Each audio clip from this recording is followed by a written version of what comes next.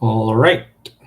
Welcome back to the Branson broadcast, where we re examine what everybody knows about the Bible.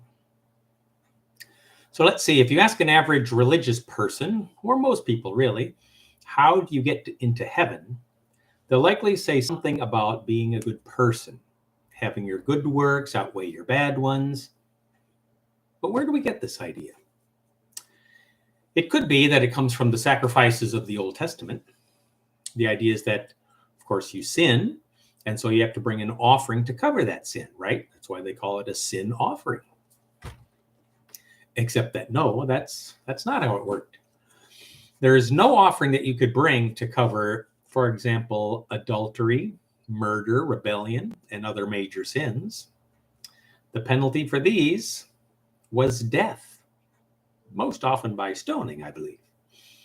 You couldn't do the thing, with your neighbor's wife and then bring 4 heifers or whatever to cover it. You murder your coworker, what sacrifice would atone for that, for eliminating someone's husband or father? I mean, doing that was akin to a death sentence for the whole family in the cultures of that day, if you eliminated the man of the house. No sacrifice was good enough to cover all of that. What were the sacrifices for then? Well, the sacrifices were more about sanctifying the holy space of the temple. So imagine you were unclean because maybe you touched a dead body, even if it was part of your job, But you wanted to be in the presence of God, which, of course, was only available at the tabernacle or the temple. You had to do something to sanctify the space that you were violating by your uncleanness, hence the sacrifice. The blood of the offering, remember, was never applied to the offerer to cleanse them. It was applied to the altar to sanctify the space. Okay? This, in fact, is a big part of the book of Hebrews, which shows that the sacrifice of Christ on the cross was vastly superior to the sacrificial system of the Old Testament, superior in every way, because his blood is applied to believers, making them holy. Still, many people will insist that our good works should outweigh our bad ones, so let's analyze this a little bit. I guess the easiest way would be to ask the question, how many good works outweigh a bad one? Let's say I am a model citizen. I volunteer in the community. I feed the poor. I take in the occasional homeless person to help them get on their feet. I adopt 2 puppies a year and more. However, one night I get a little tipsy, drive drunk, and kill a young couple celebrating their 10th anniversary, leaving behind their 7 and 4-year-old children. No problem, right? Because I do all of these other things. Let's say someone goes to Ukraine after the war, please let it end soon, and start 100 orphanages, each one serving 100 children. So that's 10,000 children he's helping. Not to mention giving employment to the workers who care for them, the businesses in the surrounding stores that do construction or maintenance. They sell clothes, food, toiletries, bedding, etc. That's a lot of good. So how many children does that allow him to abuse? The question itself is abhorrent. No. No amount of good works allows one to mistreat another human being in any way, especially not a child. Yeah, but Michael, those are major sins. I've never done any of those, and I'm not likely to do any of them in the future. Because although I am admittedly imperfect, I am generally a moral person. Fair enough. Let's think about that a little bit. If we talk about the most immoral person who ever lived, who comes to mind, and why is it always Hitler? Whatever. He is our point of reference, so we'll run with it. We'll put Adolf over here at the bottommost point of the moral scale. Then, who is the most virtuous person we can think of? Excluding Jesus himself, since he kind of ruins the curve for everyone. For some reason, Maria Theresa is usually our go-to gal for the virtue, so we'll put her on this side at the top of the moral virtue scale. Now, where in this scale would we put ourselves? Clearly, none of us are going to equate ourselves with the Führer. That's obvious. We're not that bad, right? Right. By the same token, I doubt if any of us would be so vain as to say they were equal to the mother of the poorest of the poor, as some people have called her over here. So I think mostly we would go for the safety of the middle, with maybe a small adjustment toward the Teresa side. Am I right?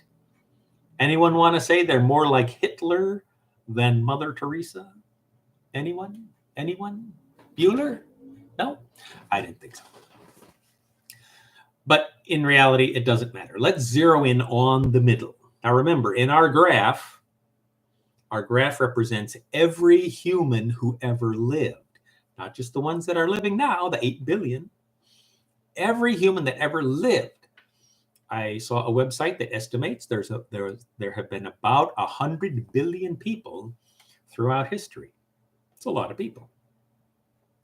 So now we have to find the dividing line between good enough and not good enough for heaven. So I suppose that line's going to be right in the middle, isn't it? Right? I mean, if we're talking about balance, it's got to be in the middle. So finding that fine line among 100 billion people is impossible, because no matter where you draw the line, if it's right in the middle, if it's 25% here, 75% there, whatever, wherever you draw the line, what is the difference going to be on either side of that line, comparing one person to another? It's going to be one white lie or one stolen paperclip. Because remember, the 8th commandment doesn't say, thou shalt not steal valuable things. It says, don't steal. So, do you want to be the person to tell one human that they're not good enough after pointing out the difference between them and the next person? What would their reaction be? Better yet, what would your reaction be if you were the person being told that you have to go to hell because you told one more white lie than the next person? Does that sound anything like fair? Don't think so. That's why any system of merit is inherently unjustifiable.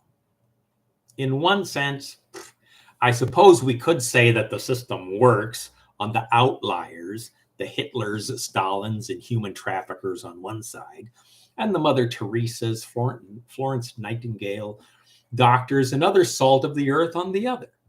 However, it's in the middle where the system becomes extremely arbitrary and basically useless. So many people say that they believe in God. Do you believe in God? Yes, I believe in God. A better question is, do you believe God? Especially when he tells us how to be saved and the value of our good works in relation to our salvation. For example, Ephesians 2:8 and 9, very popular, well-known verses. This says, it is by grace you have been saved through faith, not by works, so that no one can boast. What, are you going to try to impress Almighty God with your good works? You're going to tell Jesus, look at what amazing things I've done? On the other hand, how does God, this Almighty God, how does he describe our virtuous acts? He tells us in Isaiah 64:6, all our righteous acts are like filthy rags, he says.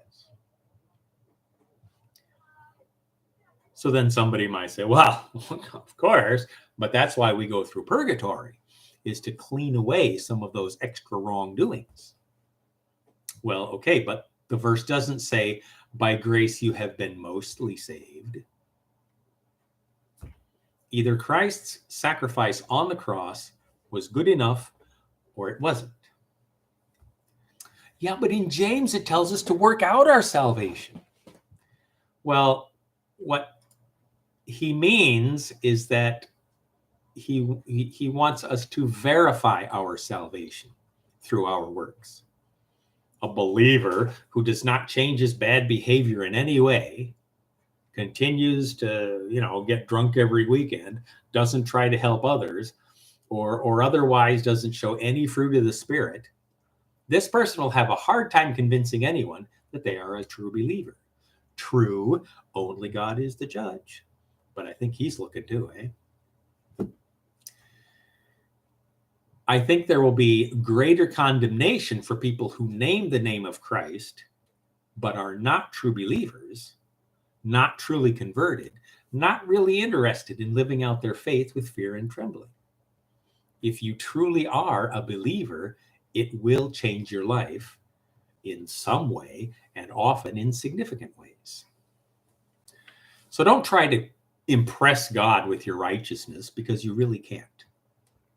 It's better to put your faith in Jesus and live the best you can as a result of your salvation, not as a way to earn your salvation. It's as simple as that. So have a good day, and we'll catch you next time. Bye-bye.